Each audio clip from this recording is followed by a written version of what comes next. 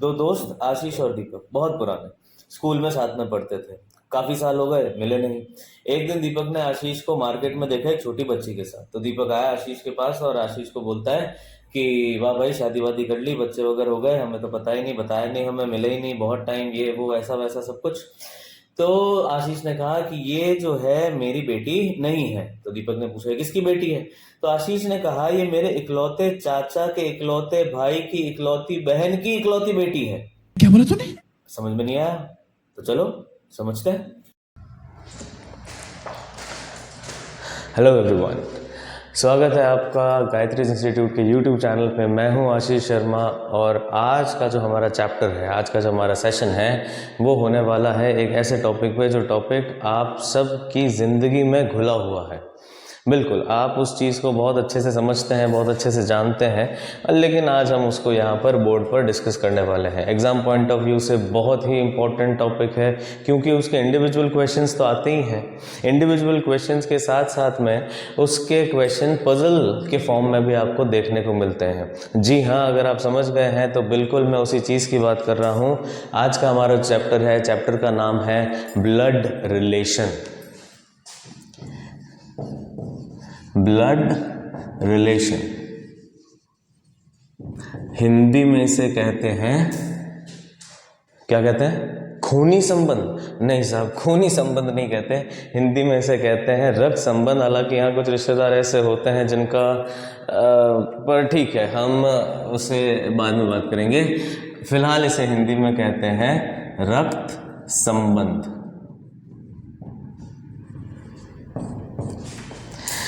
अब साहब, ये जो रक्त संबंध है, इस टॉपिक के अंदर बहुत सारे रिश्ते आपको देखने को मिलेंगे। कुछ ऐसे रिश्ते जिनके नाम सीधे सीधे आपको पता है, कुछ ऐसे रिश्ते जिनके नाम आपको सीधे सीधे पता नहीं है। किस टाइप के सवाल आने वाले हैं, किस टाइप से एग्ज़ाम में क्वेश्चन पूछा जाएगा, और ये सारी बातें हम इस सेशन के अंदर करने वाले हैं। चलिए तो शुरू करते हैं हमारा चैप्टर का नाम है ब्लड रिलेशन। और ये जो ब्लड रिलेशन है, इसे मैं दो पार्ट्स में डिवाइड करता हूँ। कितने पार्ट्स में डिवाइड करता हूँ? दो पार्ट्स में डिवाइड करता हूँ।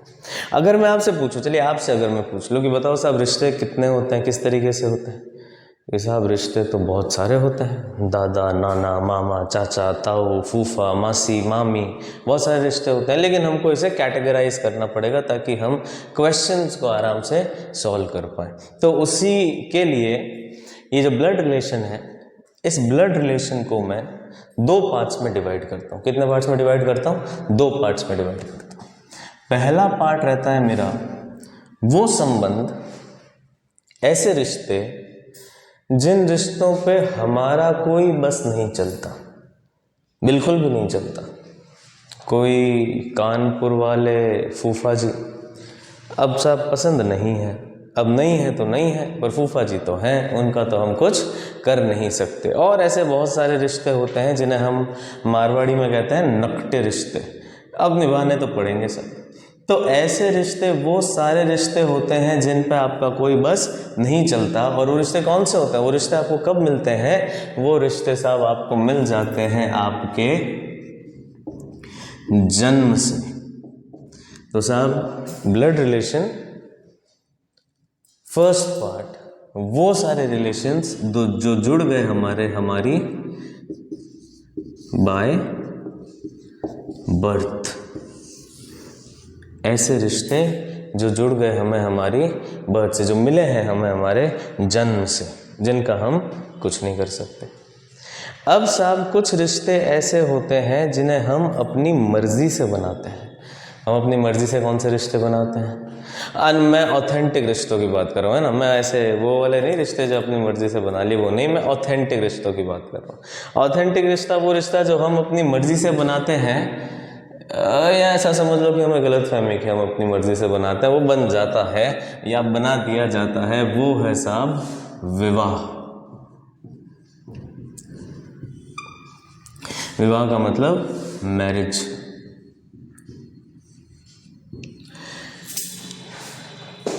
अब साहब जो जन्म से हमें रिश्ते मिलते हैं, वो रिश्ते कौन कौन से होते हैं, वो रिश्ते क्या क्या कहलाते हैं? जन्म से हमें दो प्रकार के रिश्ते मिल जाते हैं।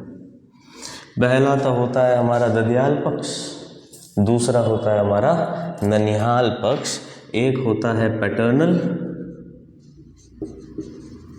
और एक होता है मैटरनल। और ये जो रिश्ता है मैरिज, विवाह, यहाँ से हमें कौन मिलते हैं साहब? यहाँ से हाँ पति पत्नी तो मिलते ही हैं, लेकिन उसके अलावा और कौन मिलता है? यहाँ से हमें मिलते हैं हमारे इन लॉज। कौन मिलते हैं? हमारे इन लॉज साहब। क्योंकि इस रिश्ते को जोड़ने के लिए लॉ की ज़रूरत पड़ती है ना, हमें सर्टिफिकेट दिखाना पड़ता है कि हाँ साहब फलाना फलाने की पत्नी है या फलाना जो है फलाने का पति है। तो हमें यहाँ पर दिखाना पड़ता है एक सर्टिफिकेट। उस सर्टिफिकेट से जो रिश्ते जुड़ते हैं, कानून जिन रिश्तों को जोड़ देता है, क्योंकि वो 7 फेरे लेकर तो अभी वैलिड नहीं है ना, वो आपके मन के लिए वैलिड है, लेकिन जब तक उसको किसी अथॉरिटी से परमिशन नहीं मिल जाती हाँ साहब अब ये पति पत्नी है, तब तक वो वैलिड होता नहीं। इसीलिए जो रिश्ते लॉ से जुड़ गए तो वो सारे रिश्तेदार क्या कहलाएंगे? हमारे इन लॉज कहलाएंगे। क्या बात समझ में आ रही है?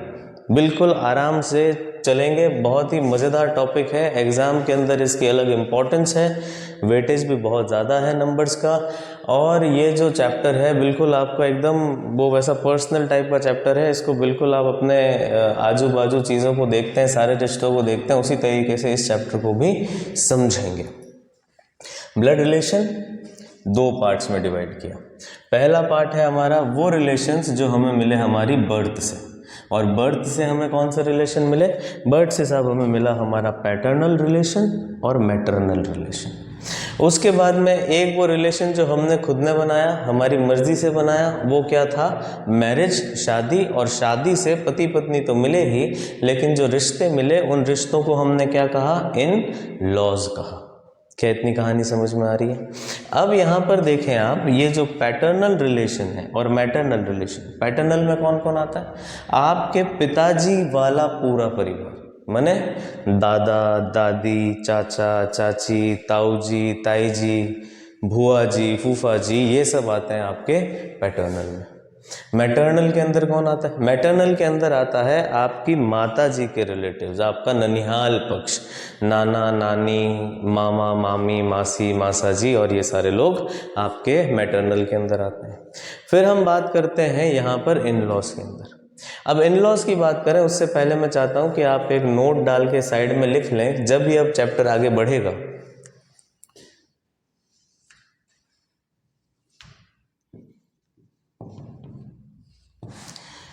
हम प्लस रिप्रेजेंट करेंगे मेल और माइनस रिप्रेजेंट करेंगे फीमेल। प्लस से रिप्रेजेंट करेंगे हम मेल और माइनस रिप्रेजेंट करेंगे हम फीमेल। ठीक, तो ये वाले रिश्ते तो हमें पता है। ये वाले रिश्ते एक बार हम समझ लेते हैं। 2 भाषाएं हैं और 2 भाषाओं के अंदर अलग अलग चीज़ों को अलग अलग तरीके से कहा जाता है। मान लीजिए ये एक लड़का है और ये एक लड़की है और इन दोनों की हो गई है शादी। मैं फर्स्ट फैमिली की बात करता हूँ, उससे आगे नहीं जाएंगे हम। फर्स्ट फैमिली की बात करता हूँ। लड़की के पिता, लड़की की माता, लड़की का भाई और लड़की की बहन। ठीक, उसी तरीके से लड़का, लड़के के पिता, लड़के की माता, लड़के का भाई और लड़के की बहन। डन?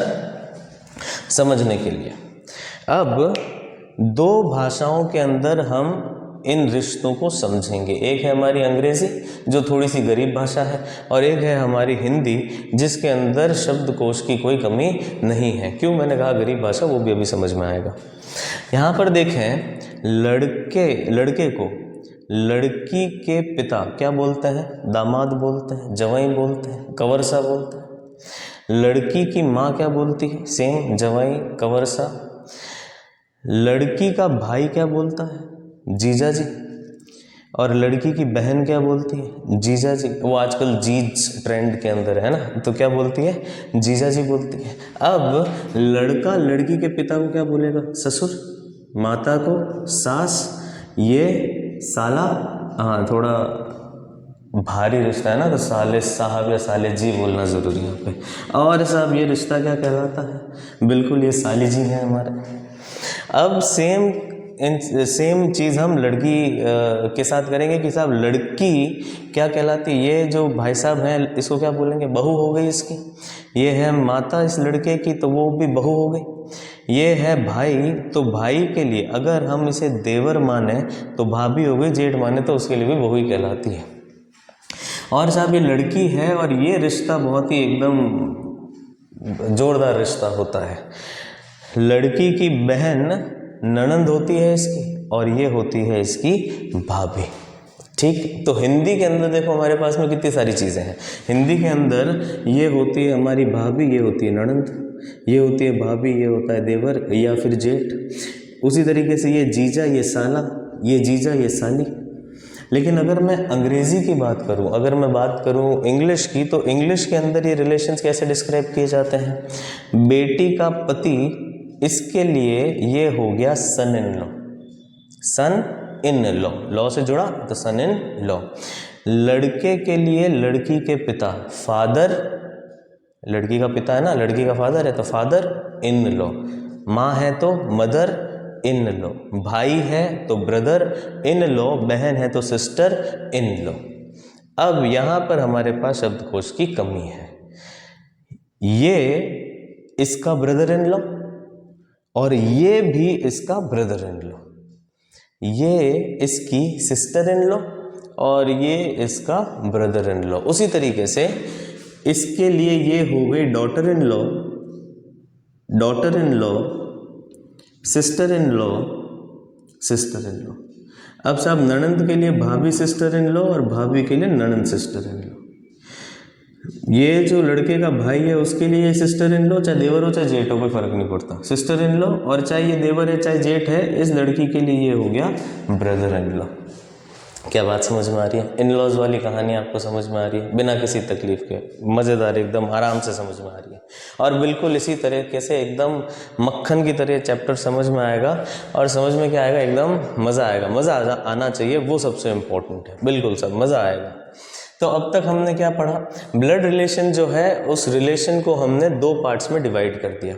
एक वो रिलेशन जो हमें मिलता है हमारे जन्म से, जिसको हम जो दो पार्ट में डिवाइड होता है, पैटर्नल और मैटरनल। और साहब एक हमारा जो रिलेशन है वो है शादी वाला, विवाह वाला रिलेशन, जिससे हमें मिलते हैं हमारे इन लॉज। डन? क्या इतनी बात समझ में आ गई? और कोई तकलीफ है क्या? अच्छा, एक और भाषा का फिर समझ लो। हमारे पास हिंदी भाषा के अंदर दो रिलेशन होते हैं।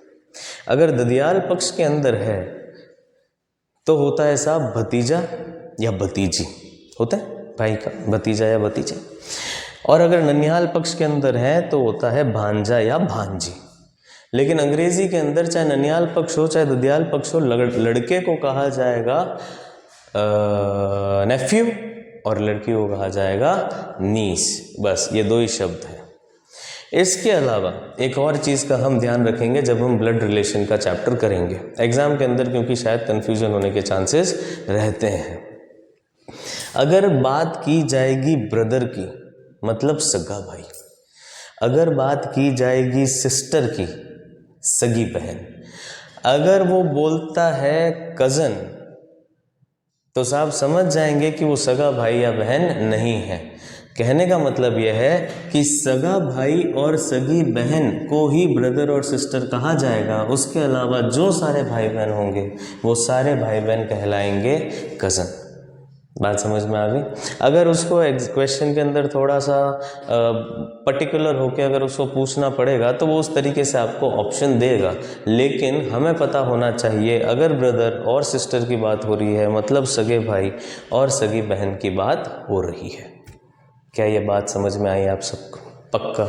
अगर आप लोग इस चैनल पे नए हैं तो इस चैनल को प्लीज़ सब्सक्राइब ज़रूर कर लीजिए, बेल आइकन भी बजा दीजिए, एकदम ज़ोरदार तरीके से बजा दीजिए। अगर आपको ये सेशन पसंद आ रहा है तो इस सेशन को लाइक ज़रूर कर देना, अपने फ्रेंड्स के साथ में शेयर ज़रूर कर देना।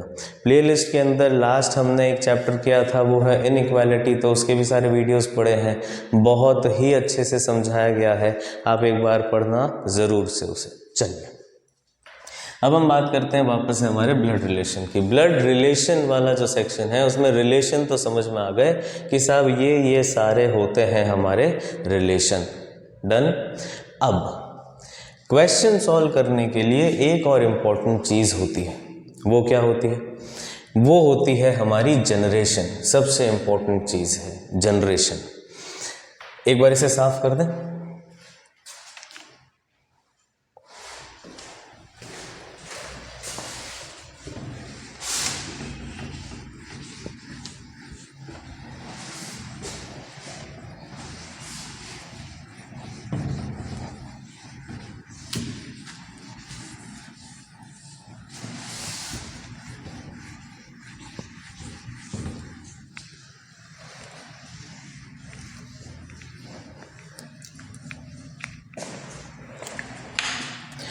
चलिए सर, अब इसको एक बार वापस सिस्टमेटिक तरीके से कर देते हैं ताकि आपके पास भी नोट्स फॉर्म के अंदर ये रह जाएगा, और मैं इसका पीडीएफ भी बना के डिस्क्रिप्शन में डाल दूंगा ताकि आपको ज़्यादा मेहनत नहीं करनी पड़े, बस आपके पास जो काम रहे वो इसको समझने का रहे। तो जल्दी से एक बार अब इसको समझ लेते हैं। देखिए टॉपिक क्या था हमारा? Blood relation.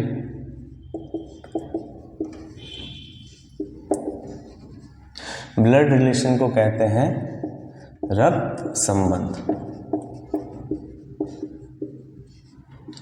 अब इस रक्त संबंध को देखो मैं दो हिस्सों में बांट देता हूं। पहला है हमारा जनरेशन, जिसे हिंदी में कहते हैं पीढ़ी, और दूसरा जो अभी अभी हमने समझा है रिलेशन, जो कहलाते हैं संबंध। संबंध हमने कितने तरीके के पढ़े? दो तरीके के संबंध पढ़े। पहले संबंध तो वो जो मिलते हैं हमें बाय बर्थ, जन्म से, और दूसरे संबंध वो जो कि हम खुद बनाते हैं, यहां पर बनाते हैं आके विवाह, मैरिज। अब साहब जन्म से मिलने वाले दो संबंध क्या कहलाते हैं? पहला संबंध कहलाता है पैटर्नल और दूसरा कहलाता है मैटरनल। और विवाह से हमें कौन से संबंधी मिलते हैं साहब? विवाह से मिलते हैं हमें इन लॉज। क्या ये कहानी तो हमारे समझ में आ गई थी? बड़े आराम से, बड़े अच्छे समझ में आ गई थी। अब देखते हैं ये जनरेशन। जनरेशन क्या होती है? देखो जनरेशन बेसिकली दो टाइप की है।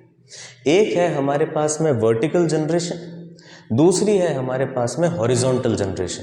अब जब ये वर्टिकल जनरेशन क्या होती है और हॉरिजॉन्टल जनरेशन क्या होती है, देखिए वो समझते हैं। वर्टिकल जनरेशन वो जनरेशन, ये ऐसा मैं बना देता हूं,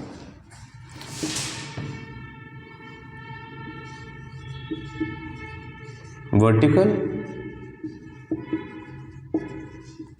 हॉरिजॉन्टल। वर्टिकल जनरेशन वो जनरेशन जो इस तरीके से फॉर्म की जाएगी, और हॉरिजॉन्टल जनरेशन इस तरीके से फॉर्म की जाएगी। अब साहब ये क्या करना है हमको इस तरीके से फॉर्म करके, काम क्या आएगी ये, वो अब आप समझ लें, बड़े आराम से समझ लें। अच्छा इधर समझा देता हूँ, बड़े आराम से समझ लें क्योंकि ये बहुत इंपॉर्टेंट है, एग्जाम में सबसे ज़्यादा काम यही आती है। वर्टिकल जनरेशन वो जनरेशन होती है जिसमें आप उन रिश्तों को सजाएंगे जो या तो आपसे बड़े हैं या आपसे छोटे हैं।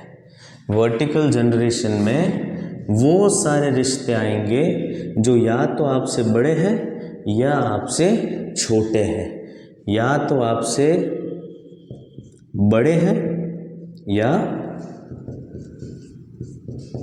छोटे हैं। ये अगर मान लीजिए आप हैं तो आपके ऊपर आएंगे आपके फादर, और उससे ऊपर आएंगे आपके ग्रैंडफादर, उससे ऊपर आपके ग्रेट ग्रैंडफादर, और इस तरीके से कहानी चलेगी। आपके नीचे आएगी आपकी संतान, और उससे नीचे आएगी आपके संतान की संतान, यानी आपका पोता या आपकी पोती। बड़े आराम से समझेंगे, बहुत ही आसान चीज़ है और बहुत ही इम्पोर्टेंट चीज़ है। ठीक, चलिए तो अभी ये जो चीज़ हमने समझी, इसका एक बहुत बेसिक सा एग्जाम्पल देते हैं। मान लीजिए ये ए है और यहाँ पर मैंने लगा दिया प्लस। प्लस का मतलब हमने अभी पढ़ा था कि प्लस का मतलब मेल होता है। तो ये ए है और मैंने एक अब फ्रेम, एक स्ट्रक्चर तैयार किया और मैंने कहा साहब जेड पी क्यू एम, ये मैंने एक स्ट्रक्चर तैयार किया। देखिए बहुत सारी जगह आपको यहाँ पर पिता माता ये वो एक्स वाई जेड सारा कुछ लिखा हुआ मिलेगा। हमें ये सारी चीज़ें नहीं करनी, हमें एग्ज़ाम के अंदर कम से कम पेन चलाना है, यही हमारा ऑब्जेक्टिव है। ठीक, तो ये मैंने एक स्ट्रक्चर तैयार किया। अब बताएं ज़रा, क्या आप देखकर बता सकते हैं कि ये स्ट्रक्चर क्या करना चाहता है? देखिए ए एक इंडिविजुअल है, प्लस के साथ जुड़ा है मतलब मेल है।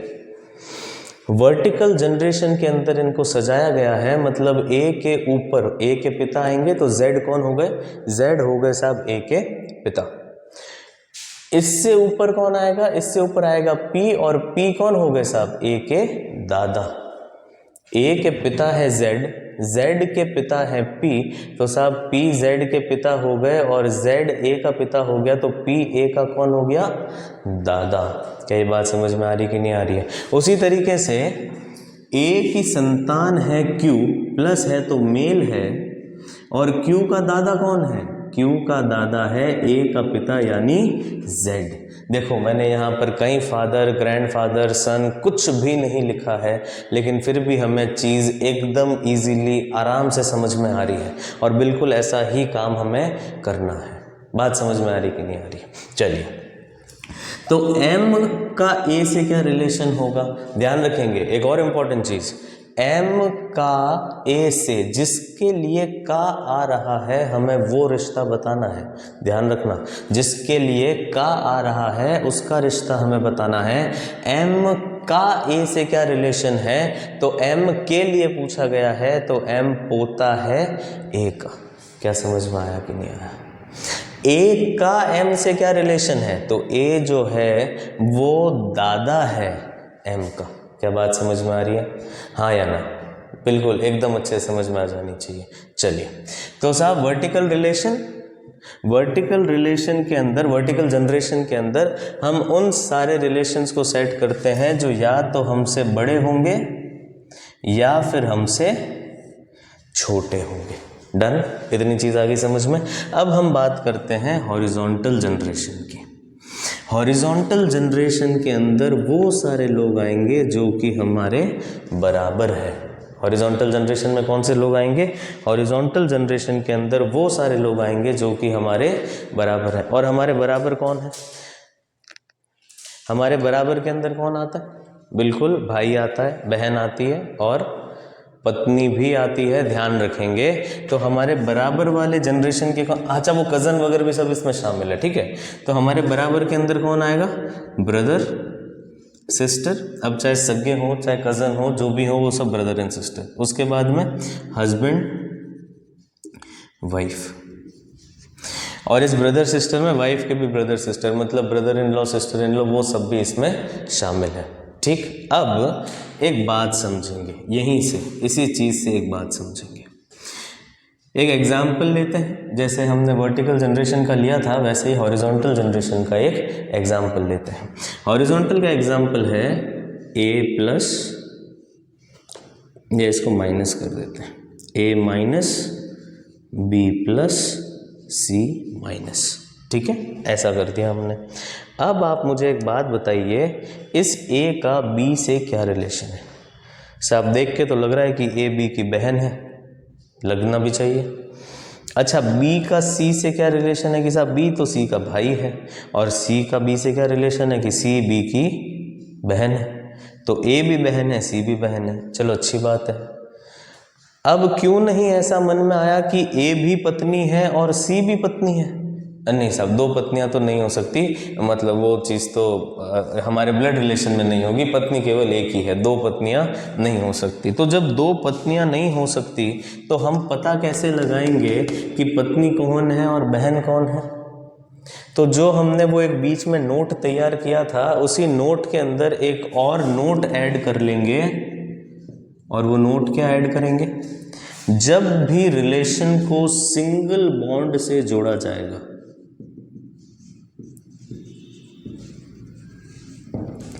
वो बॉन्ड किसका होगा?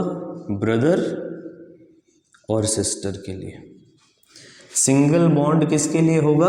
ब्रदर और सिस्टर के लिए। और जब भी डबल बॉन्ड से जोड़ा जाएगा तो डबल बॉन्ड किसके लिए होगा? डबल बॉन्ड होगा हस्बैंड और वाइफ के लिए। ध्यान रखेंगे, इस चीज़ को नोट करके रख लेना कि जब भी सिंगल बॉन्ड से जोड़ा जाएगा तो सिंगल बॉन्ड होगा ब्रदर और सिस्टर के लिए, जब भी डबल बॉन्ड से जोड़ा जाएगा तो डबल बॉन्ड होगा हस्बैंड और वाइफ के लिए। तो अगर मैं यहाँ पे एक डबल बॉन्ड लगा देता हूँ तब हमने चीज़ों को बहुत ही स्पेसिफिकली डिफरेंशिएट कर दिया कि ए जो है वो तो पत्नी है बी की और सी जो है वो बहन है बी की।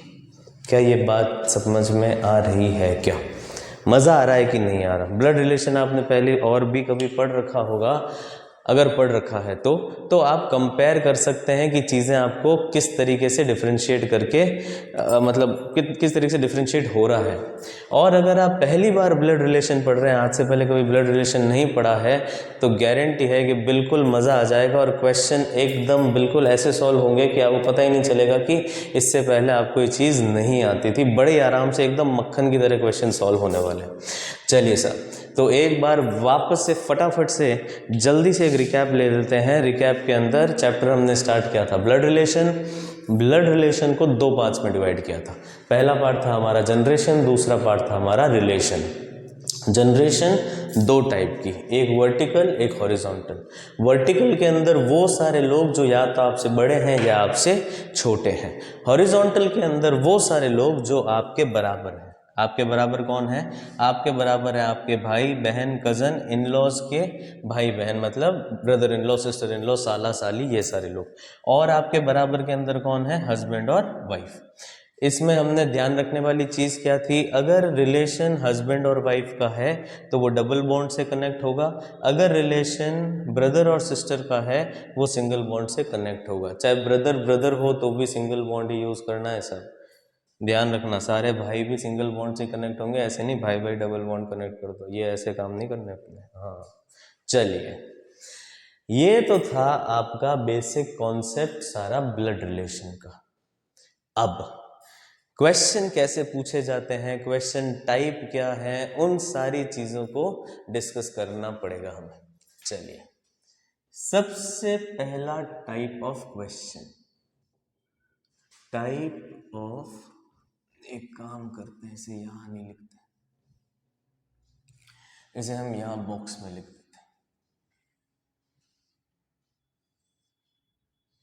Type of questions. पहला टाइप होता है हमारा पैराग्राफ टाइप। पैराग्राफ टाइप के अंदर, या हिंदी में इसे लिख देते हैं गद्यांश प्रकार। दूसरा टाइप होता है हमारा इक्वेशन बेस्ड, हिंदी में इसे कहते हैं समीकरण। तीसरा होता है हमारा इंडिकेटिव, हिंदी में इसे कहते हैं अंकित प्रकार। तो ये तीन टाइप के क्वेश्चंस हमें सॉल्व करने हैं ब्लड रिलेशन के अंदर। नेक्स्ट पार्ट में इसका ब्लड रिलेशन का जो सेकंड पार्ट आएगा, उस ब्लड रिलेशन के पार्ट 2 के अंदर हम डिस्कस करेंगे पैराग्राफ टाइप के, इक्वेशन बेस्ड और इंडिकेटिव टाइप के क्वेश्चंस। आज का ये जो सेशन था ये प्योर थ्योरी का सेशन था, कॉन्सेप्ट का सेशन था। किस तरीके से हम जनरेशन को अलग करते हैं, किस तरीके से रिलेशंस को रखा जाता है, इन लॉज किस तरीके से होते हैं, हस्बैंड वाइफ को किस तरीके से जोड़ा जाता है, ब्रदर एंड सिस्टर को किस तरीके से जोड़ा जाता है। आज के हमारे सेशन के अंदर ये सारा था। नेक्स्ट जो हमारा सेशन आने वाला है, जो ब्लड रिलेशन का पार्ट 2 आने वाला है, उसके अंदर हम पढ़ेंगे questions, paragraph based question, equation based question और इंडिकेटिव टाइप के क्वेश्चन। ये वीडियो शुरू होने से पहले आशीष ने दीपक को एक रिलेशन के बारे में बोला था, याद है? तो आप मुझे कमेंट करके ज़रूर बताना कि आपके हिसाब से आशीष जिस बच्ची के साथ था, जिस लड़की के साथ था, वो लड़की का आशीष से क्या रिलेशन है, ये आपको ज़रूर से बताना है। तो कमेंट करके ज़रूर से बताइएगा कि आपको क्या समझ में आया, वो क्या थे। और इस तरीके के बहुत सारे क्वेश्चंस हैं जो हम इंडिकेटिव टाइप के अंदर पढ़ने वाले हैं, डिस्कस करेंगे हम नेक्स्ट सेशन के अंदर क्या है हमारे क्वेश्चन। अगर आपको ये सेशन अच्छा लगा हो तो लाइक करें, शेयर करें, सब्सक्राइब नहीं किया हो तो ज़रूर से सब्सक्राइब कर लें। मिलते हैं हम हमारे अगले सेशन के अंदर। Thank you.